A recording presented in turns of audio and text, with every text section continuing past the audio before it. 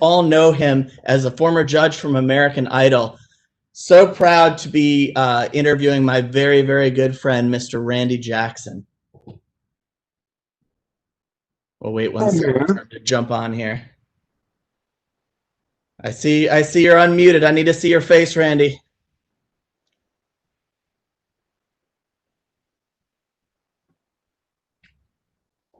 Oh, man. Oh!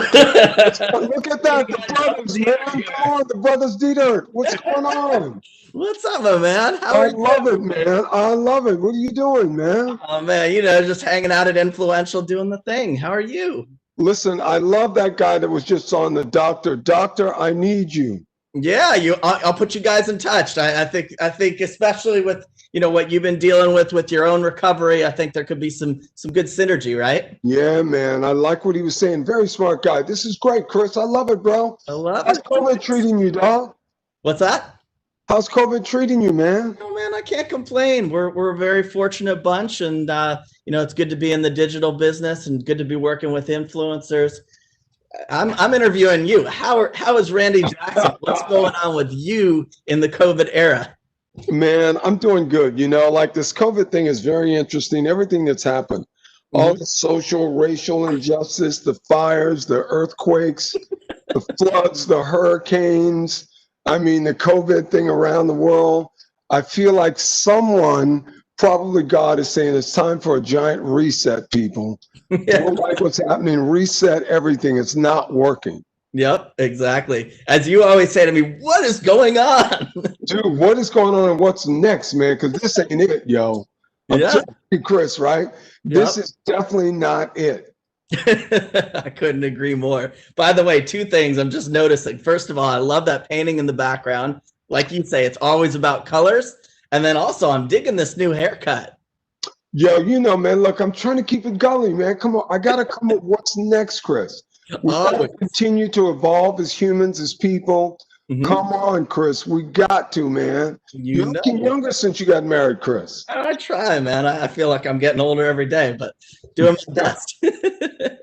By the way, are those eyewear from the Randy Jackson collection? This is the Randy Jackson collection. It's eyewear.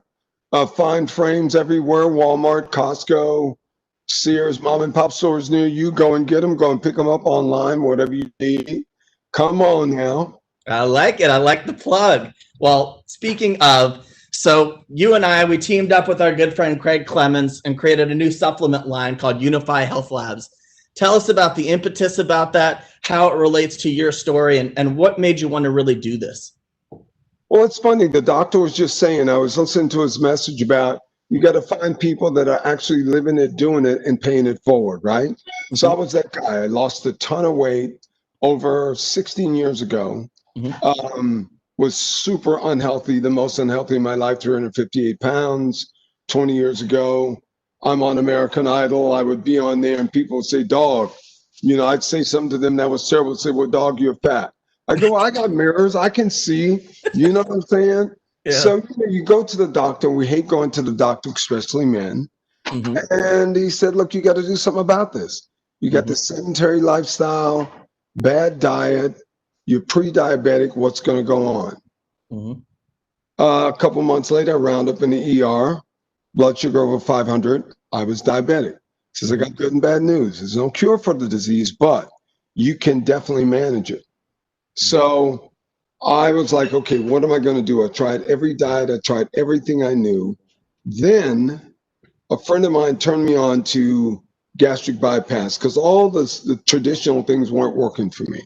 All the weird stuff I tried wasn't working for me. I'd lose 20 pounds, gain 40 back. You know, I was doing this whole yo-yo dance. So I had that and I made myself a vow to never, ever go to a major surgery again, an elective surgery to help me lose weight. If I couldn't do it on my own, this time I'm going to change my life. So I had a divorce with food, Chris. Chris, you know what divorces are like, right? Yeah, we both do. I had to let it go, bro. So I had a divorce with food. I completely changed everything I did. I talked to a bunch of doctors, nutritionists, even behavioral psychologists, so I could change the way I was seeing food and the way I looked at my life. Just eating, let's all face it, it's emotional. You're happy, you're sad, you're complacent, you're nervous, you're fearful. Mhm. Any range of emotion, Mhm. there's a funeral, eat. There's Yeah. a birthday party, eat. Yep. There's a celebration, eat. You know, Mhm. everything's about eating. And I grew up in the lovely South in Louisiana where everything is good eating and it's fried and it's like double sugar, double butter, lard, everything. Got to be good or why are you eating it, right? Yep. Not good for you. Good. There's a difference. There is. Some things, Chris, as you and I know, and everybody out there listening, they Mhm. seem like they're good and we want them, they ain't good for us. That's the truth. I could think of a couple of names of Chris, people you and I know that we've sort of prospectively dated. Why? Let's not get onto that. But anyway. Got you. Um, Got you. So I started this whole health kick and I found out everything I could about what was going on with me. And I discovered that gut health, leaky gut, is definitely the new wealth, right? Mhm. Everything, every disease forms and starts in your gut. Mhm. So I said, okay, I got to come up with what's going to work for me because me, like you, like everyone else, Mhm. the 50 vials on my kitchen countertop of vitamins, tinctures, all kinds of herbs I was taking. I was doing 80 trillion of this for probiotic treatment. I didn't know what I was doing. I would just hear people say, take this, take that. And I take it. Yeah. And I sat there one day and I said, this can't be right. Taking 50 vitamins a day. What in the hell is going on with me? Dog, what's wrong with you, dog? So I had to clean myself up and say, okay, I need to figure this out. So I went on a search. That's what led me to want to start Unify Health Labs to say, listen, I want to take the guesswork out of it for everyone. Here's what you take, the multi-GI5. Here's what you do. Here, that's only one of the products, but here's what you start with to really try and get your probiotic and your gut health in check. It all starts and ends there. Bad gut health, you can look at the rest of your health and go like, man, I don't know what's going on. I'm tired. I'm lethargic. I can't concentrate. I don't have any focus. I have no energy. I just, it's all related back to that gut. Makes a lot of sense. And I know that the brand's been in the marketplace for almost a year now. So you were, one of the first people, if not the first person to get your hands on it. Have you been taking it every day? And what have the effects been like for you? I've been taking it every day. I take all the supplements, and that's one of my other things. If I'm going to design something that I really know and I've proven with doctors and friends of mine that are all on this team with me at Unify, that's going to work for you, I'm going to take it and make sure it works for me first. I'm telling you, it works like a top. This stuff is great. Friends of mine call me and say, man, this stuff has changed my life. So I'm loving the feedback. I'm loving what we're doing, what we're building. We got a lot more supplements, a lot more things coming. It's only the beginning, Chris. We're just in the beginning, the first year, man. I love Yay, it. brother. So Yay, thank you, Chris. I'm going to keep it rolling. Keep it rolling. We got to keep it moving, man. So keeping in that same topic matter, it's well documented that you lost 114 pounds. It's been in the news. You've talked about it on various talk shows. What is the secret sauce as far as what lifestyle changes do you make? I know some of it's food, some of it's exercise. Kind of give us the roadmap of what Randy did and how you've continued to keep it that way. Well, I learned for me that if I ever denied myself anything, I would go away and have these cravings and eat 1,000 of whatever I was trying not to eat. Yeah. So don't have a piece of a donut. I'll have 14 donuts to go, please. Okay. But that's going to be bad for me. I have type 2 diabetes. I can't really do that. My body can't digest or process that, the sugar, the whole thing, the liver, the pancreas, the whole thing, the stomach, So I decided to adopt a morsel diet. I was never going to deny myself a little bit of what I wanted. If I'm at Chris's birthday party, everybody's having cake, I'm going to have a little tiny sliver of cake. Yep. It may only be 2 bites, but at least I can say, you know what? You didn't deny yourself. You had it. So you don't have to go home thinking, man, that cake looked good. I wish I'd had a piece. Then you order 5 cakes on Postmates or whatever. You know what I'm saying? Yep. I did that and I started over with food. What fits in my body? What really works for me when I eat it? Does it make me feel good? Am I gluten intolerant? Am I lactose? I started really listening to my body. What things did I eat that made me feel good? What things made me feel bad? Then I would go, okay, I'm not going to do that anymore. So I had to retrain and relearn what I could do. And that's why I call it a divorce with food. And I started over. Gotcha. Well, I remember every single time. I mean, we've been friends for like 15 years. You know, ceremoniously, like every month we get together, we have our meal or whatever. And at the end of every meal, we bring out one cookie. Just take little nibbles of it, little bites. Exactly. And listen, guys, no matter what weight me and Chris were at the time over 15 years, we were still very hot, guys. So don't get any bad ideas out there. We still had all the swag jumping for us, yo. Yes, sir.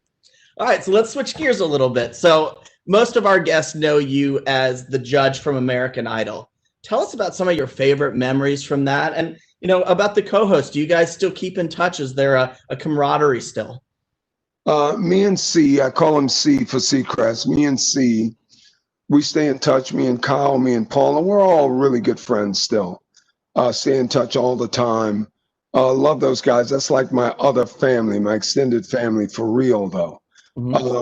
We went into this genre 20 years ago. I was just watching Kelly Clarkson on her show. I think she won 19 or 20 years ago. Chris, this is crazy. We're old. Dude, geez, bro. We went into this marketplace not knowing what was going to happen.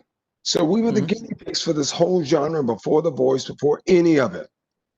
So look, we took a leaping of faith and said, listen, we think this is something that's going to work.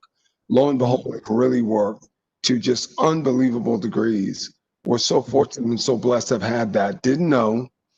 And I think back on it, it's probably one of the best times of my life, other than, being on stage paying for hundreds of thousands of fans, that kind of thing in Journey or whatever group I was working with, Mariah or whatever. But it is one of the greatest times of my life because I was a kid in Louisiana trying to make it. So here I am, a 20 years vet A&R guy, trying to help these kids on a reality show, trying to make it what I did. I didn't have this kind of show when I was a kid coming up in Louisiana, but lo and behold, by the grace of God, I made it out and made something of my life that I wanted to achieve.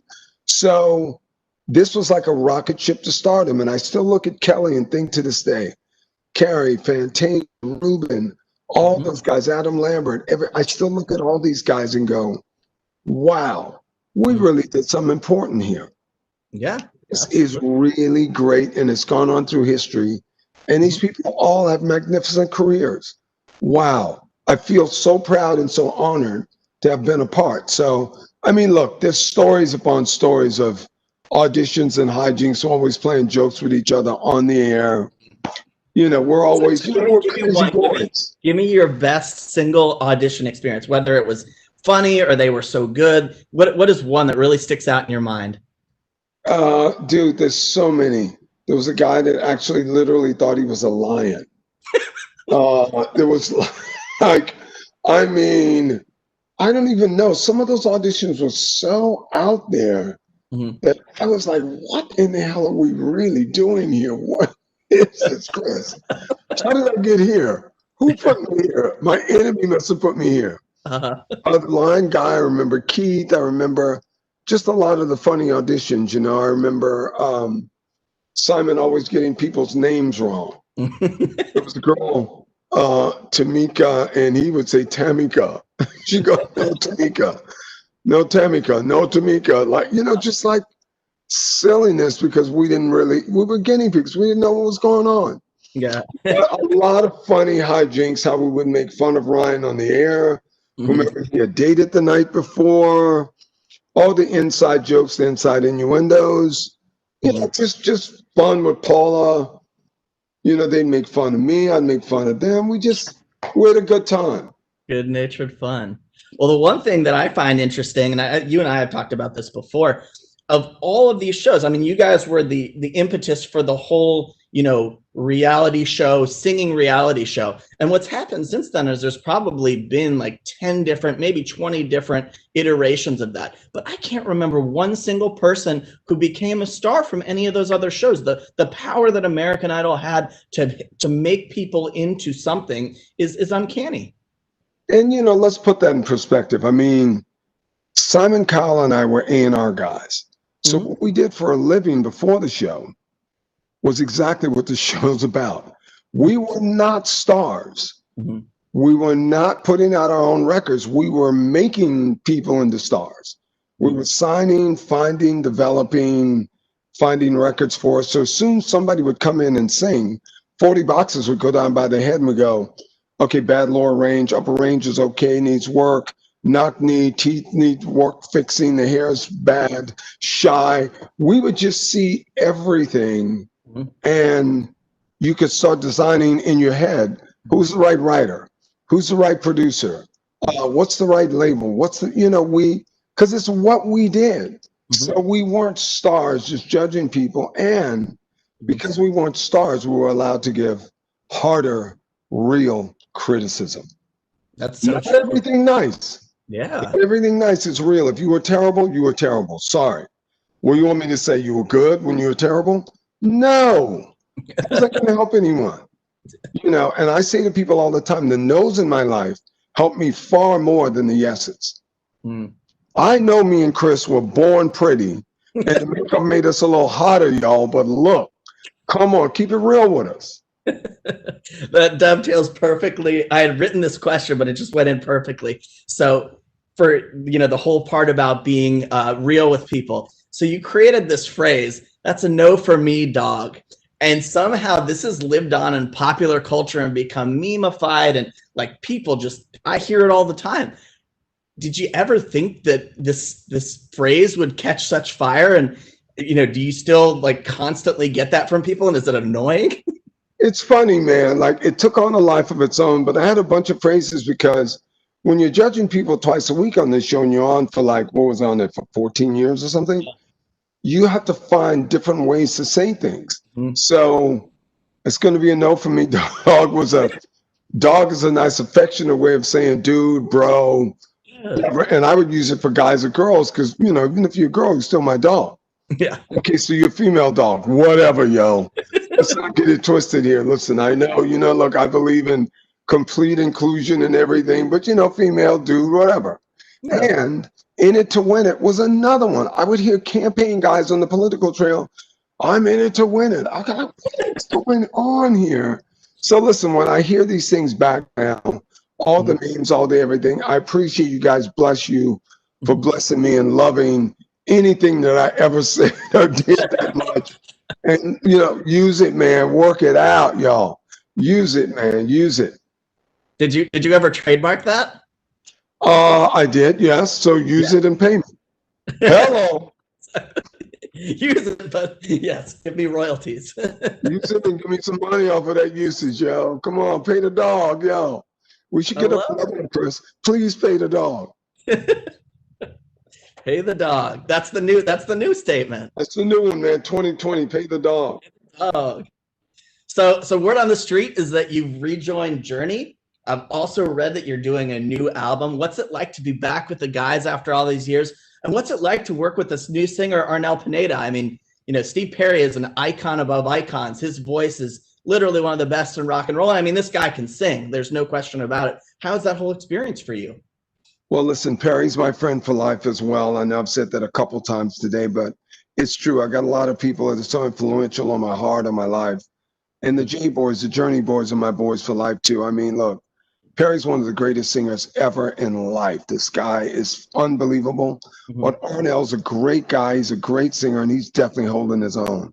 And I'll tell you something, it was not easy shoes to try and fill. Nobody's ever going to fill Perry's shoes.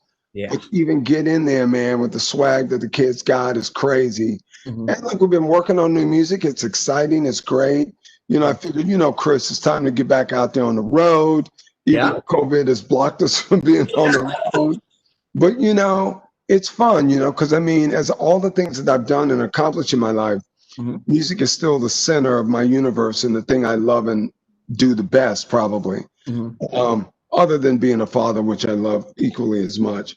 But you know, it's great, man. It's great to be back with the boys, and my boy Narda Michael Walden's playing drums, and it's a rocking band, dude. We got some new music coming here soon. The band is killer. I mean, Narda's amazing, Mm-hmm. and he and I worked together for many years. Aretha, Whitney. I mean, so many records together with him. It's the Bay Area, man. We're back. I We're love back, it. bro. We're back and we're taking names, y'all. Get ready, move over. And so how did this even come about, this reunion? They were going through another metamorphosis of changes with the band, and I got a call. And my good friend Neil Sean called me and said, bro, did you ever really think about like getting back on the road? Him and Jonathan said, and I was like, you know what? Man, I was thinking 2020. You know, time to shake it up a bit because, Chris, you and I always believe in evolution. We did that. What are we doing next? What's going on now? So I was like, yo, you know what? This could be dope if we're going to make some new music. Mm-hmm. I didn't want to just get out and just play all the same songs over and over and over again, but I love them and they're legendary, but can we part with some new music on people's heads? And they were like, yeah, that's what we really want to do. So, you know, we got to talk about it, say who's going to play drums. They say, well, what do you think about? I say, oh my God, he'd be incredible because we performed together, toured together, worked together for many years with Mariah, with Whitney, with everyone. And it just came together. It all came together, man. Like a good plan in the horrible year of 2020, but there's a silver lining somewhere, people. Yep, exactly. And so are you guys actually in the studio creating new music now? We've been in the studio separately, of course, because of COVID, but yeah, doing it remotely, but I must say it's going swimmingly well. Listen, you'll hear something in the next couple months. You tell me, Chris, holler at the dog, holler at your voice, and yo, dude, this stuff is fire right now, dude. Y'all are fire. I know, and you know, all this time that I've known you, you've been on the front stage for the Idol stuff, but you've always been behind the scenes in the music industry. So it must be super exciting for you after all these years to get back on stage. Like the feeling of getting in front of a crowd of people, God willing, that happens again sometime soon. That's going to be amazing, right? No, I'm looking forward to it, man, because listen, fans are everything that makes the music. I mean, no matter what show, no matter what we do, if people don't watch, we have nothing. If people don't go to shows, we have nothing. So it's always about you fans out there, and we love and appreciate you guys to the nth degree of it. You know what I'm saying? Yep, absolutely. So we talk like old friends, so time's going by fast. I'm going to skip ahead. I was going to ask you a little bit more about Journey, but I think we'll go on to the next thing, especially because, you know, we're here on Brand Innovators, and we've got a great crowd full of brand marketers here. So I want to talk about the brand marketing of Randy Jackson. Obviously, we have the Unify Health Labs deal together, but as we touched on in the beginning of the segment, you also have a very successful line of eyewear. Tell us about how you've grown and developed your brand over the years. Well, for me, I always want to be authentic, right? Because one of the things about growing up in the South is beautiful, especially Louisiana. In the music areas, they talk about authenticity. They would say to you, Chris, is that really you? I see what you're doing, but is that really you? Meaning, is that authentically you? So my eyes are bad, so I need to wear glasses. So I wanted eyewear.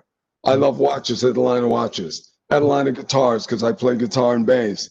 I have vitamins now with Unify Health Labs because I need to take them, because I need to keep my body right in a tip-top shape and make sure my gut health is in check all the time. So I believe that the brand that you should really do is what's authentic to you.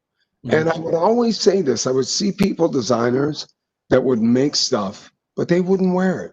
They'd be wearing somebody else's stuff. It's okay to accent it with somebody else's stuff, but make sure you're rocking your own pieces too. Why are you making and designing and doing things that you're not rocking? So I want to say to Dr. Theragun, hey, are you using it? Probably yes, because he seems very authentic.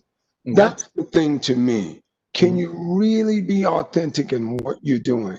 Because you have to go out and sell it. People have to look in your face and say, dog, why are you doing that? Do you actually use that? Or are they just paying you a bunch of money? And you know, from your company Influential there, that now people have gone to these micro influencers because even if they only have 50 or 100,000 people following on Instagram or TikTok or whatever it is, at least it's a real 100,000 as opposed to saying you got 5 million. It's really about 500,000 that are actually involved and engaged. So it's really about that engagement and really about the authenticity. So that's what drives me, especially as a celebrity. Any celebrity I see, I said this to P. Diddy years ago when he started this Ciroc thing. I said, yo, man, you be drinking it? He was sitting at the bar drinking it. All right, yo, I'm feeling you now, man. All right, yo. Yep. You know what I mean? Like, make it real. Yep. Yeah, synergy, line it up, right? Yeah. Yeah, well, only makes sense. And since we have a brand marketers audience today, just out of curiosity, if we were to extend the Randy Jackson line of products or the things that you get behind, what are other things that you would maybe see for yourself? Well, I've done some stuff on and off here with Dell computers because, you know, I use computing a lot every day, and they make some powerful, great computers. I want to talk to Elon Musk because I want to see the Randy Mobile. What would the Randy Mobile look like? But I want it to be able to fly, either drive or fly. Okay. So if you're in traffic and you want to just go up and then jet off like the Jetsons. Am I getting too far out there for you, Chris? Oh. Let's go. No, but I think anything that really pertains to what I do. I mean, we're still heavy in the musical instrument area. Starting a little independent publishing company because, you know, I'm back to writing more songs now in this COVID time. I started back writing. I manage a bunch of writer producers. I manage a bunch of chefs. You know, so anything food related, anything that's really going to be healthy and good. And that way, anything music related is really my thing. I mean, listen, streetwear is cool. We got some more eyewear things coming now at Xyloware, the Randy Jackson collection. You know, we're in a lot of different verticals, but it's all about things that make sense to the brand. Gotcha. My brand is authenticity, Chris. All day. I know, Chris, guys, you don't know this out there. Chris has been trying to get me to do a line of Speedos. I don't want to yet, Chris. I mean, I feel like it's not appropriate for the times we're in, man. It's just too hot, too much sauce. Yeah. Also, you know, speaking about management as a career, that's a whole thing that a lot of people maybe not know about you. You know, you manage artists and chefs. Tell us a little bit about that side of your career. Well, I kind of happened into it. I started managing a lot of writer producers. Irvin and Azoff and I had the pleasure of managing a great, unbelievable friend and talented singer named Mariah Carey for a minute. And I heard of her. Yeah, it kind of started from there, you know. So I got a handful of artists now, got into the chef game because there was a great music manager that started the chef game, managing Wolfgang Puck many years ago. His name is Chef Gordon.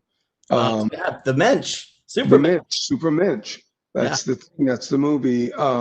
And he was a music manager at Alice Cooper, which he still has. His firm had Luther Vandross at the time he started managing chefs. Because I believe chefs are the new rock stars because you'll never not eat, Chris. Never in your life will you stop eating. Yeah. Right? That's the truth. Everybody out there can attest. 14 pounds. Exactly, dude. That's what I'm saying. You got to eat the right stuff, though, Chris. Yeah. No, absolutely. Eat what's good for you, Chris. Yeah. Not what's good to you. Very, very true. All right. So I'm gonna shift. I've been laughing this whole time. I'm gonna shift to something a little bit serious. Just wanted to get your take on this. Obviously, in this year, among all of the terrible things that happened, you know, George Floyd's death in Minnesota, as a Black man and someone with a huge voice in the community, I'd love to get your perspective on the BLM movement and what it means and what we're doing to take society forward. Well, listen, I love the movement, I must say, because none of us realize how far back we needed to go and change things again. The George Floyd thing, Trayvon, Breonna Taylor, all of this is just horrific at any level. Any parent out there, this is just terrible. And as far as Martin Luther King brought us, and as much notoriety and voice that brought us, God, I can't believe we have this far to go. But there's an element going on in this country, and I think the greatest silver lining in this that's happened is the world sees it. The world has been protesting, and the true heroes of diversity, of, we're all people. I don't care what color you are. I don't care what race. I don't care what ethnic or economic background you come from. We're all people. We must lead with love and respect. And there's this sort of divisive thing going on where people have decided to separate or divide and conquer us, because that's what's going on. Let's have the tough conversations. Randy, I don't understand you. I don't understand what black means. I don't understand how that is. Let's have that conversation. Yeah. Let's not kill each other. Let's have the conversation. Let's not lead with hate. Let's lead with love. God is love. Whatever happened to that, and whatever happened to understanding? And somehow, some way, 2020, the world is looking on America. Somebody has to come in and want to unite this country, not divide it and separate it, because that's how people gain control. It's called divide and conquer. It's the oldest trick in the book. And you and I, being on the entertainment side, Chris, we know every publicist tool, every trick, every Twitter trick, Instagram trick, TikTok, whatever it is. We know all of the tricks. But can't we get together and figure this out so no more lives have to be lost? This is sad. It's a sad state for this great country that we have. Wow, we can't get this together, and the whole world's watching like, wow, the whole world is protesting. Chris, do you realize that? The whole world. And while you're down on your knees with COVID, world, look at this. Might be a little divine intervention going on here, people. Wake up. It's about being woke on every level. Wake up. And think about this. What if that happened to you? No matter what color you are. It's wrong on every level. Nothing about that is right.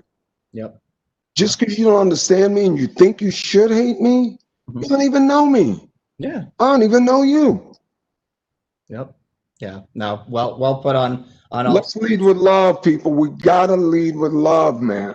Come on. Let's get together. No matter who wants us to stay apart, let's fight that. Let's have the conversation. Who's trying to bring us together? Oh my God, man. Man, we need it, Chris. Chris, unite us, bro. And it's called United States of America. Where's the uniting, people? Oh my God, I think we forgot that. We talk about everything else, but we ain't united at all. We're divided. Who's doing that? Whoever's doing that needs to be fired 100 times. Well, I'd like to think that the silver lining of 2020 is that this is uniting us. This is bringing us back together. And I think it is starting honest conversations that weren't had before. And I think that there's a healthy dialogue going on. And obviously we've got long ways to go in all of this, but I think that we're off to a good start. And I didn't think that in 2020 this would have to be rehashed, but obviously culture has proven so.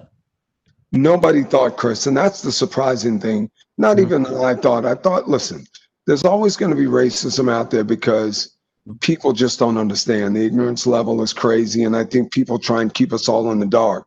But say to yourself and your fellow brother, sister, whatever color, whatever race, creed they are, let's not be in the dark. Let's really figure this out. And it's not about whether you hate the phrase woke or not. It's just the truth. Why can't we walk in truth, live in truth, and why can't we have the hard conversations? I don't understand you. You don't understand me. Is that why you hate me? Because you fear me? I hate you because I fear you. Let's erase that and unite. Oh my God. What, man? I can't even believe it, bro. It hurts my heart, man. Yeah, I feel you. Well, I wanted to cover one more subject before we get to the Q&A portion with the audience. So obviously today's event is influencer marketing, social media. We're influential. I have to ask a question like this. What is your platform of choice, and what do you find the most interesting in the social media landscape right now? Well, look, I mean, of course, I've been an avid Twitter, Instagram person forever, and Facebook a bit. But honestly, and I mean, Triller a bit, because those are my boys. But what I've seen happen with TikTok and that generation and that younger demo that evolved out of Musically is just pretty alarming and surprising. And you've seen a lot of music being marketed on there and a lot of other things being marketed. And you've seen the growth just like go through the roof. And also, I must say, what's happened with Fortnite and all of these games, because you see a lot of music marketed on Fortnite, Travis Scott, Marshmello, various people. You're seeing Travis now dig into the whole McDonald's of it all. I think in terms of brand and building, I think the sky's the limit now. And I think it's about where is your key demo? So if your key demo is young kids, you need to be heavy on TikTok. Let's just face it. A lot of older people on there too, but that's really that target audience. That's really it. Yeah. Are you loving the fact that like this is really the first social platform that has been like the through line of it is music? Like that must be interesting for someone like you. I love it. And we love it as another tool for us to use, especially in the lockdown when people can't go on tour. You love it. Are you kidding? This is great for us. Well, I mean, my God, who thought that was going to happen? And as I say, it derived out of Musically, grew out of that. So, of course, because Musically was all about music. Yeah, no, absolutely makes sense. And I mean, you look at someone like Megan Thee Stallion and Savage and the way that that became a phenomenon because of these dance moves and the things that people are doing. So yeah, it's really amazing to see. And look, I know you guys can't tell, but me and Chris are savage. Yeah, savage. Classy, bougie, and ratchet. Right. Me and Chris, look at us, man. Come on, Chris, show the people, man. Let the people know. I'm not gonna embarrass myself with dance moves. We got like 3 minutes left, and I would be remiss if I didn't ask a question from the audience. So let me grab one here. What do you see as the biggest change in consumer engagement with your brands as a result of COVID? Well, as a result of COVID, everything that was more big box stores, everything's of course gone online. So what you see with Walmart, which is a big account for us, which we love dearly, and Amazon and all these guys, I think the companies that have grown out of this are all the online companies that were there before anyone else. So thank God all of our business has been able to transition digitally and work that way. So I think a lot of people have had to adapt, but thank God for us, that's happened. And on the music side, streaming is like way up because people are sitting at home. So they have nothing to do but try and consume or stream more and more music. So we're happy right now with what's happened. Gotcha. I got one more question for you. So how should older brands gracefully enter newer technology spaces like TikTok, esports, etc.? I think you got to embrace that demo and that younger crowd. And I think you got to pinpoint who you're trying to reach, almost like an advertiser or a brand, or your P&G, Unilever, whatever the company is. You go, what's my target demo for this product? I need 18 to 35. I need 12 to 30. I need 12 to 28. So pick the platform that's going to best naturally apply to that demo. And they're all out there. You can see it. You can just see what dominates and you go, okay, that's what I need to do. And those are the influencers and people I need to reach. So let me call the dog. Let me call Chris at Influential. Let me figure out how do I reach that particular demo. Yeah, no, that makes a lot of sense. Well, typically at this point, my face would come up and I'd kind of be like the walk-off music at the Grammys. But since I'm moderating and hosting today, you just get me. I love it, Chris. Come on, man. You're one of my favorite people on the planet. You know that.